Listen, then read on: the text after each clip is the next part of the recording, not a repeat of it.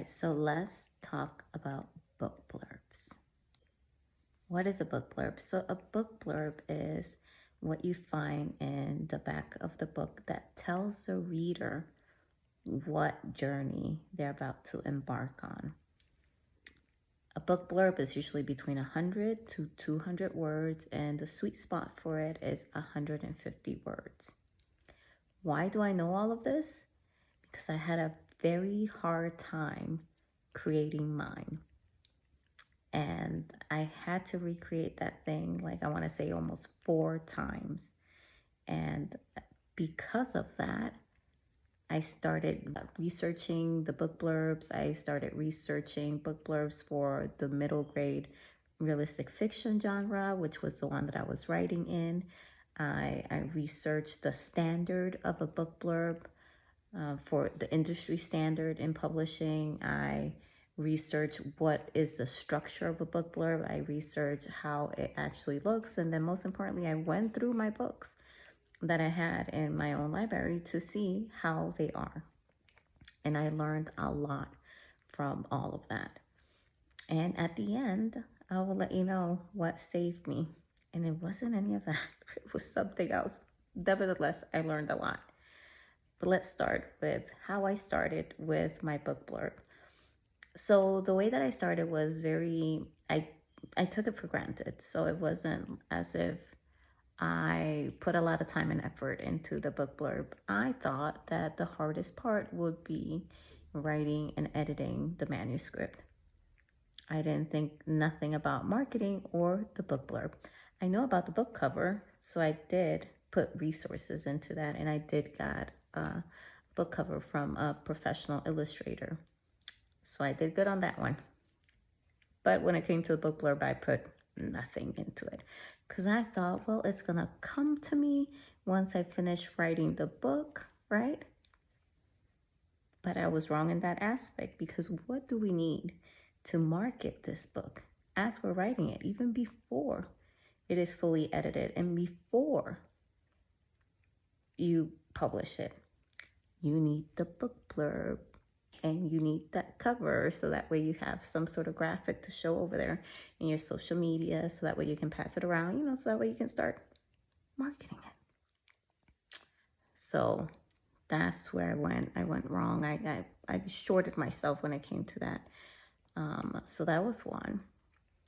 And two, I just thought that it was gonna come to me creatively, magically. It will come to me as I finish the story.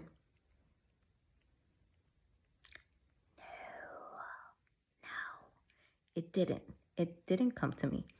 I had to get it out of me. So I wrote the first book blurb, and it was completely wrong, because as I started rewriting the story and taking some things out, adding some elements in, it became a completely different story. So that means that that first book blurb that I wrote was completely extinct, like a dinosaur. It was like, no bueno, no trabaja más, is not gonna do it. So I had to go back to the drawing board once I did all those edits and did all those rewrites. And I was like, for sure, okay, the second one, this is it. No, it was not it. It was not it at all. So the second book blurb that I wrote it after being immersed in that story for so many weeks, and writing it and rewriting it and editing. And then I threw it into the developmental editor's hand, and I was like, I'm ready for this book blurb. Let me write it. I wrote it as someone who knows that story inside out. Might as well go ahead and put an X right here. So why didn't that work? Because the book blurb is for someone who doesn't know the story. It's for someone who is thinking about reading that story, is thinking about reading that book. And here I am writing it with the vernacular of somebody that knows that story inside out, with the insight of having written that story, having rewritten that story, and all of that. So I didn't take myself out of my shoes, or, you know, taking myself out of under my hat and put the new reader or potential reader hat on. And because of that, when somebody read that, it was like, I don't understand. What is your book about? And while that comment crushed me, it did. It let me know what I was kind of already feeling inside, which was that book blurb was not working. So I went back to the drawing board again. The third time around, how I did it was I drafted 3 different ones. I took the lexicon, the lingo from the book out. I made it simpler. I simply stated what the book was about. And that's when I started researching about the structure of a book blurb, what's supposed to be in there, which is main character, conflict, and hook, basically, right?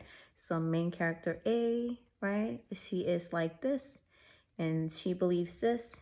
She gets thrown into a conflict like this. Will she solve that conflict? Will she solve that question?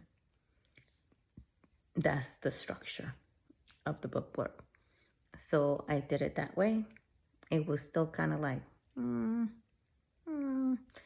don't know. We don't know what the book is about. I don't know. It doesn't sound, it wasn't hooking people. That hook was not there. So then someone asked me, do you want me to rewrite this? And I was like, sure. I mean, what is there to lose, right? I'm struggling with the book blurb. I thought I had one on that 3rd attempt. I thought I had one that was, you know, that was okay. But the hook was not there. Kind of like the emotional tone in the conflict was not there. That makes a reader want to read the book.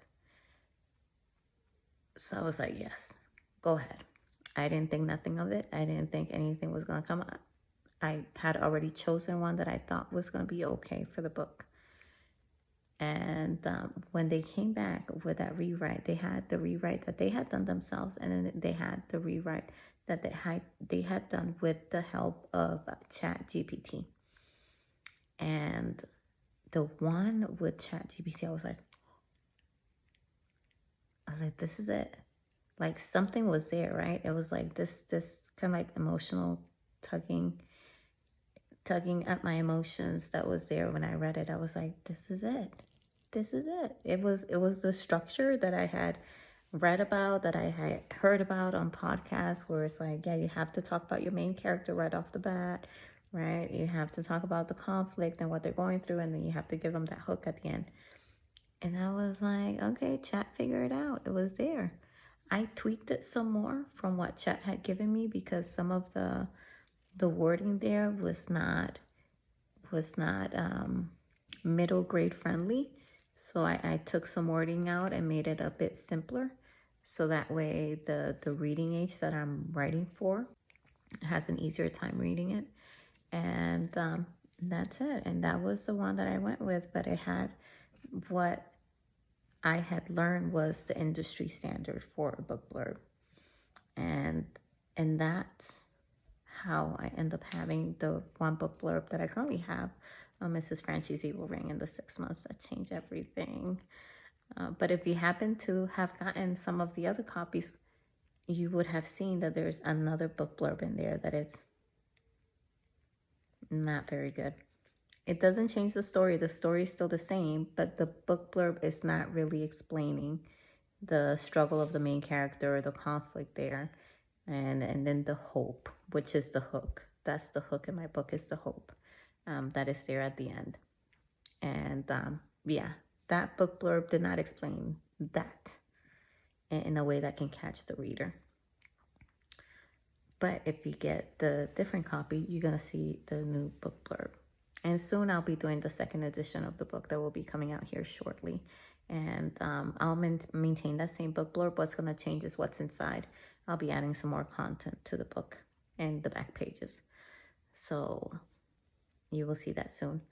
I am very passionate about book blurbs because this is something that like gave me a lot of heartache and plenty of sleepless nights just thinking about that book blurb. Think about it as a reader. You look at the book cover first, right? Book cover is great, okay. Then you flip it and then you're like, okay, so what is this book about? Oh, okay. Then if you like it, if that catches you, you grab it, you go buy it, right? And if it doesn't, you set it back down. That is kind of like what seals the deal. I know it does for me as a reader. Very rarely do I buy a book just off of the book cover, unless I have heard about it on Bookstagram or on Book Talk.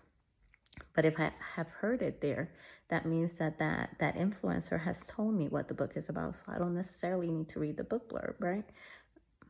But don't depend on that. You still got to write a good book blurb because most readers are going to be seeing your book on bookshelves, on book tables, on digital bookshelves. And they're going to see that book cover. Then they're going to slide down if it's a digital bookshelf and go see that book blurb. Or if it's a physical bookshelf, you're going to see the front.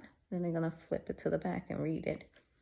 And the book blurb is the second thing. It's the thing that seals the deal between money and the author.